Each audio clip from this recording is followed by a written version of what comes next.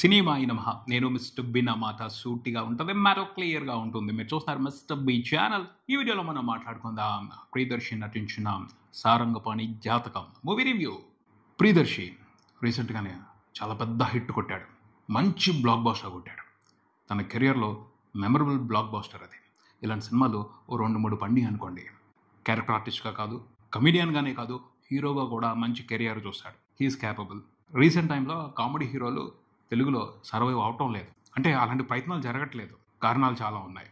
కానీ ఒకవైపు నుంచి చూస్తుంటే కామెడీ హీరోగా ప్రియదర్శిని ఎంకరేజ్ చేయడానికి ఇండస్ట్రీ ఊబిళ్ళోరుతుంది, అర్థమవుతుంది. ఈ సినిమా కనుక హిట్ అయ్యింది అంటే రాబోయే రోజుల్లో కామెడీ హీరోగా ప్రియదర్శి నుండి చాలా సినిమాలు చూడొచ్చు మనం. అతని కోసం కథలు రాస్తారు, అతని కోసం సినిమాలు తీస్తారు. అలాంటి అవసరం ఉంది. మంచి ఆర్టిస్ట్ అతను ఉపయోగించుకోవచ్చు, అందులో తప్పే లేదు. సో ఈ సినిమా సక్సెస్ అతని కెరియర్కి కీలకమనే మాట్లాడొచ్చు. మరి అతనికి అవసరమైన సక్సెస్ని ఈ సారంగపాణి మూవీ ఇచ్చిందా లేదా మాట్లాడుకుందాం మన సమీక్షలో. కథ విషయానికి వస్తే, సారంగపాణి ఒక కార్ షోరూంలో సేల్స్మెన్గా పనిచేస్తున్నాడు. అదే షోరూంలో ఉన్న హీరోయిన్ అతనితో ప్రేమలో పడింది. పెళ్ళే, ఎటువంటి ఇబ్బందులు లేవు, ఎటువంటి అడ్డంకులు లేవు, వాళ్ళిద్దరు పెళ్లి జరిగిపోతే. కాకపోతే సారంగపాణికి ఓ వీక్నెస్ ఉంది. అదే ఈ కథలో సమస్య, అతని జీవితంలో సమస్య. అదేమిటి అంటే అతనికి జాతకాలు పిచ్చి. జాతకాల్ని గుడ్డిగా నమ్ముతాడు, మూఢనమ్మకం. అంతకుమించి ఎక్కువే అని చెప్పొచ్చు. కరెక్ట్గా పెళ్ళి అయిపోద్ది, అంతా సుఖాంతం అనుకుంటున్న టైంలో ఒక క్యారెక్టర్ కలిసింది. మనోడు వీక్నెస్ను పట్టుకుని చాలా బలంగా ఒక విషయం జరుగుద్ది నీ జీవితంలో పెళ్ళైన తర్వాత అని చెప్పాడు. జాతకం చెప్పాడు, తన చేయి చూసి చెప్పాడు. అంటే సారంగపాణి అన్ని రకాల జాతకాలని నమ్ముతాడు. రాసులను బట్టి నమ్ముతాడు, హస్త సాముద్రికాన్ని నమ్ముతాడు. ఇలా ఏ విషయాన్ని వదిలిపెట్టాడు. జాతకం ఎవరు చెప్పినా దాన్ని బ్లైండ్గా నమ్ముతాడు. సో అతని చేయి చూసి నువ్వు ఒక క్రైమ్ చేస్తావు, అది జరుగు తీరుద్ది, అది ఎవరు ఆపలేరు అని చెప్తాడు. ఎవరైనా సరే అలాంటి పరిస్థితి ఎదురైనప్పుడు ఏం చేస్తారు? రెమెడీస్ ఎలా ఉంటాయి? పూజలు చేస్తారు, పురస్కారాలు చేస్తారు, దానాలు చేస్తారు, పుణ్యాలు చేస్తారు, లేకపోతే రకరకాల కార్యక్రమాలు చేసి దాని నుంచి తప్పించుకోవడానికి చూస్తారు. అంతేగాని తర్వాత ఎప్పుడో జరగబోయే నేరాన్ని ముందే చేసేసి దాని నుంచి తప్పించుకోవాలని ఎవరైనా చూస్తారా? సారంగపాణి చూశాడు. అదే ఈ సినిమాలో ట్విస్ట్. మొదలుపెట్టాడు, పెళ్లి తర్వాత చూసుకుందాం, ముందు ఈ పని కంప్లీట్ చేద్దాం. జాతకంలో ఏదైతే తర్వాత జరగబోతుందో అది ముందు చేసి ఆ సమస్యను వదిలించేసుకుని ఆ తర్వాత పెళ్లి చేసుకుని సుఖంగా ఉందాం అనుకున్నాడు. కొన్ని ప్రయత్నాలు మొదలుపెట్టాడు, వర్కౌట్ అవ్వలేదు. ఆ తర్వాత ఒక టార్గెట్ దొరికింది. చివరికి ఏమైంది? సారంగపాణి నేరం చేసేసాడా? ఏం జరుగుంటుంది సినిమా చూసి తెలుసుకోవాల్సిందే. విశ్లేషణ విషయానికి వస్తే, ఈ సినిమా స్టోరీ పాయింట్ వినగానే చాలా మందికి ఒక సినిమా గుర్తొస్తుంది అని నేనైతే చెప్తాను. ఈవీవి సత్యనారాయణ గారి డైరెక్షన్లో రాజేంద్ర ప్రసాద్ గారు నటించిన అప్పుల అప్పారావు అనే మూవీ ఉంది. అందులో కూడా ఎలాంటి పాయింటే ఉంటుంది. రాజేంద్ర ప్రసాద్ క్యారెక్టర్ అప్పుల అప్పారావు కానిస్టేబుల్గా ఉన్న శోభన్ గారిని చూసి పెళ్లి చేసుకోవాలనుకుంటాడు. కాకపోతే అప్పుల అప్పారావుకి జాతకాలు పిచ్చి ఉంది. సో నువ్వు ప్రేమించిన అమ్మాయితో సుఖంగా ఉండాలి అంటే నీకు ముందు వేరే వాళ్ళతో పెళ్ళి అవ్వాలి.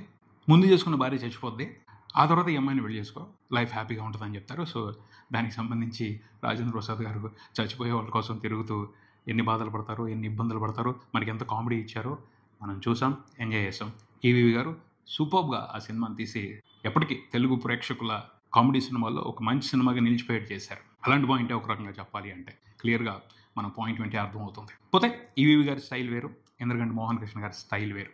ఇంద్రగంటి గారు తన స్టైల్లో చాలా ఇంట్రెస్టింగ్గా ఫన్ని క్రియేట్ చేసి, ఇంద్రగంటి గారి స్టైల్ ఏమిటి అంటే కథతో కామెడీని క్రియేట్ చేయడానికి ట్రై చేస్తారు. కథలో సిచ్యువేషన్స్ని క్రియేట్ చేసి అందులో కామెడీ పండేట్టు చేస్తారు. పాత్రలతో కథను నడిపిస్తారు, ఆ పాత్రలతో సిచ్యువేషనల్ కామెడీని క్రియేట్ చేసి ఎంటర్టైన్ అయ్యేలాగా చేస్తారు. అది ఆయన స్టైల్. అదే స్టైల్ ఈ సినిమాలో కూడా కనిపించింది. తర్వాత ఆయన రైటింగ్ స్టైల్ కూడా వేరేగా ఉంటుంది. ఆయన రాసే జోకులు, ఆయన క్రియేట్ చేసే కామెడీ స్పెషల్గా ఉంటుంది. ఆ మార్క్ మనం చూస్తాం సినిమా అంతా కూడా. పోతే సినిమా అంతా అదిరిపోయింది, ప్రతి సీన్లోనూ ప్రతి సిచ్యువేషన్లోనూ కామెడీ పేలింది అని చెప్పడానికి లేదు. కొన్ని సిచ్యువేషన్స్లో, కొన్ని సీన్స్లో మాత్రం వండర్ఫుల్గా పేలింది. అలానే ఈ సినిమాని తీసి పక్కన పెట్టేయడానికి లేదు. కొన్ని పోర్షన్స్లో బాగుంది, కొన్ని పోర్షన్స్లో బాగోకపోయినప్పటికీ ఇలాంటి ప్రయత్నాలు, ఈ తరహా కామెడీని క్రియేట్ చేయటాలు తెలుగు సినిమాలో జరగట్లేదు, ఎవరు తీయట్లేదు.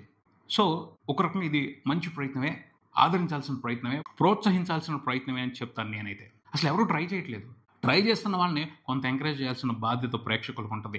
ఇలాంటి సినిమాలను ఎంకరేజ్ చేస్తే ఇలాంటి కామెడీని ఇంకా బాగా, ఇంకా ఎఫెక్టివ్గా తయారు చేయడానికి మిగతా క్రియేటర్స్కి అవకాశం ఉంటుంది.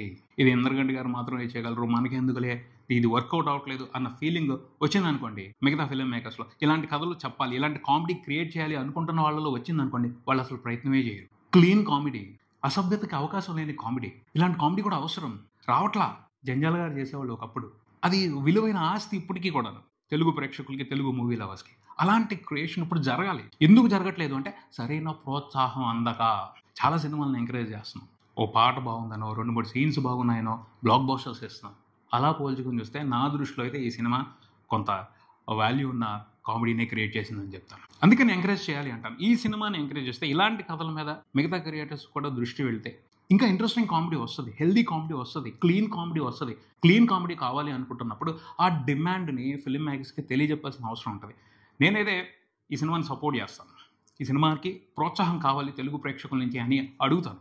ఇలా రావట్లా, ఈ తరహా కామెడీ ఎవరు రాయట్లా, బోర్ కొట్లా మరి సినిమా అయితే. కొన్ని ఎపిసోడ్స్ అదిరిపోయాయి. సెకండ్ హాఫ్లో వైవా హర్ష, వెన్నెల కిషోర్ గారు, ప్రియదర్శి కలిసి ఒక ఎపిసోడ్లో చేసిన రచ్చ బాగుంది. ఓవరాల్గా సినిమా చూసిన తర్వాత అరే మనం టైం వేస్ట్ చేసుకున్నాం, ఎందుకు వచ్చారో ఈ సినిమాకి అని అనిపించదు. బోర్ కొట్టిన సందర్భాలు కూడా చాలా తక్కువ ఉన్నాయి. టైం పాస్ అయిపోద్ది. మంచి సిచ్యువేషన్స్ కొన్ని ఉన్నాయి, అక్కడ హాయిగా నవ్వుకుంటాం, సరదా క్రియేట్ అయింది. వీటన్నిటిని పరిశీలనలోకి తీసుకుని చూస్తే ఎంకరేజ్ చేయాల్సిన సినిమానే ఇది. ఇలాంటి సినిమాలను ఎంకరేజ్ చేస్తే, ఇలాంటి జోనర్లో సినిమాల్ని తీయటం మొదలు పెడితే క్లీన్ కామెడీ ఉన్న సినిమాలు ఇంకా ఎక్కువ వస్తాయి. రావాలి కదా, ఫ్యామిలీ ఆడియన్స్, పిల్లలందరూ కూర్చొని హాయిగా ఒక సినిమాని ఎంజాయ్ చేయాలంటే ఇలాంటి కామెడీ అవసరం. ఇలాంటి కామెడీని ప్రోత్సహించకపోతే ఎక్కడి నుంచి వస్తాయి? ఎందుకంటే కమర్షియల్ క్యాలిక్యులేషన్ పెట్టుకుని మనం ఈ అంశాలు వర్కౌట్ అయ్యాయి, దాని మూలంగా ఈ సినిమాని చూడొచ్చు అని చెప్తా ఉంటాం కదా. అలా ఈ సినిమాలో కూడా వర్కౌట్ అయిన ఎలిమెంట్స్ చాలా ఉన్నాయి. కొన్ని విషయాలు పర్వాలేదు, ఓకే అనిపించినప్పటికీ కొన్ని విషయాలు బాగున్నాయి. ఇలాంటి సినిమాలను ఎంకరేజ్ చేస్తే ఇలాంటి సినిమాలు ఇంకా బెస్ట్గా రాబోయే రోజుల్లో వస్తాయని నా నమ్మకం. మరి తీసి పారేసే సినిమా కాదబ్బా, ఎంటర్టైనింగ్గా ఉంటుంది, సరదాగా ఒకసారి చూడొచ్చు. ప్రియదర్శి డిసప్పాయింట్ చేయడు, వెన్నెల కిషోర్ గారు అస్సలు డిసప్పాయింట్ చేయడు. ఆయన అల్టిమేట్ పర్ఫార్మెన్స్ని ఈ సినిమాలో చూస్తాం. బాగా నవ్వించాడు, హాయిగా నవ్వించాడు. తన కోసం అయితే కళ్ళు మూసుకుని ఈ సినిమాకి వెళ్ళిపోవచ్చు, అస్సలు డిసప్పాయింట్ చేయడు. వైవా హర్ష కూడా సెకండ్ హాఫ్లో సూపర్ కామెడీ చేశాడు. అతని కోసం కూడా వెళ్ళిపోవచ్చు ఈ సినిమాని చూడడానికి. మనం ఎంతైతే టికెట్ రేట్ పెడతామో పైసా వసూలు, దానికి తగ్గ ఎంటర్టైన్మెంట్ ఈ సినిమా ఇస్తుంది. అక్కడ వరకు చెప్పొచ్చు. ఉన్నాయి కొన్ని ఫ్లాస్ ఉన్నాయి, అక్కడక్కడ డౌన్ ఫాల్స్ ఉన్నాయి స్క్రీన్ ప్లేలో. కొన్ని చోట్ల మనం ఊహించినట్టుగానే కొన్ని సిచ్యువేషన్స్ నడిచిపోతూ ఉంటాయి. మనం ఊహించిన దానికంటే కూడా తక్కువ డీటెయిల్స్తోనే, చిన్న డీటెయిల్స్తోనే, వీక్ డీటెయిల్స్తోనే కొన్ని సీన్స్ కంప్లీట్ అయిపోతూ ఉంటాయి. అవి కొంచెం డిస్టర్బ్ చేయొచ్చు. బట్ ఓవరాల్గా చూసుకుంటే సినిమా బాగుందనే చెప్తాను నేనైతే. పాటలు ఓకే, మిగతా సాంకేతిక విభాగాల పనితీరు కూడా నీట్గా ఉంది. ఇంద్రగంటి మోహన్ కృష్ణ గారి సినిమాలో ఎలా అయితే ఉంటుందో రెగ్యులర్గా అలాగే ఉంది. సో ఫైనల్గా అయితే నేను చెప్పేది ఒకటే, అవకాశం ఉంటే సరదాగా ఫ్యామిలీని తీసుకుని సినిమాకి వెళ్ళండి. టైం వేస్ట్ అవ్వదు, మనీ కూడా వేస్ట్ అవ్వదు, కొంత సరదా దొరుకుద్ది. ఓ మంచి సినిమాని ఎంకరేజ్ చేసిన బాధ్యత కూడా దక్కుద్ది. ఇది ఇక్కడికి. మరో వీడియోతో మళ్ళీ కలుద్దాం. ఈ వీడియో మీకు నచ్చితే లైక్ చేయండి, మీ ఫ్రెండ్స్తో షేర్ చేసుకోండి, మీ అభిప్రాయాన్ని కామెంట్ చేయండి, ఈ ఛానల్ని సబ్స్క్రైబ్ చేయండి. నేను Mr B, keep watching Mr B channel. Thank you.